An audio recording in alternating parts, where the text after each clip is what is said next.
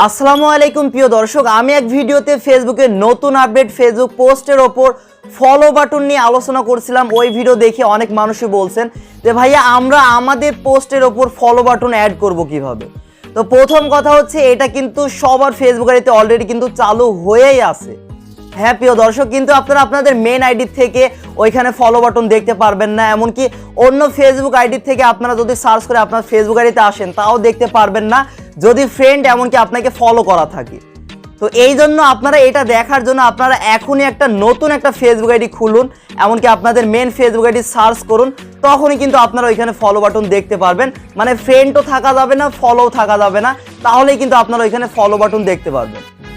এইখানেও কিন্তু রয়েছে, কিন্তু আপনাদের অ্যাড ফ্রেন্ড বাটনের জায়গায় যদি ফলো বাটন থাকে তাহলেই কিন্তু অন্য নতুন ইউজার বা আননোন পারসন যে আপনার সাথে ফ্রেন্ড নেই, এমনকি আপনাকে ফলো করা নেই, তার ওইখানে কিন্তু ফলো বাটন দেখাবে।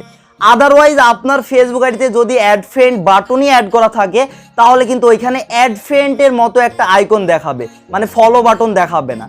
ওইখানে অ্যাড ফ্রেন্ডের জায়গায় ফলো বাটন অ্যাড করলে আপনাদের ওইখানে ফলো বাটন দেখাবে। যে কোনো নতুন ইউজার, নতুন ফেসবুক ইউজার, আননোন পারসন আপনার ফেসবুক আইডিতে আসলে কিন্তু ফলো বাটন দেখাবে। তো এই অ্যাড ফ্রেন্ডের জায়গায় ফলো বাটন কিভাবে অ্যাড করবেন, এটা একদমই সহজ।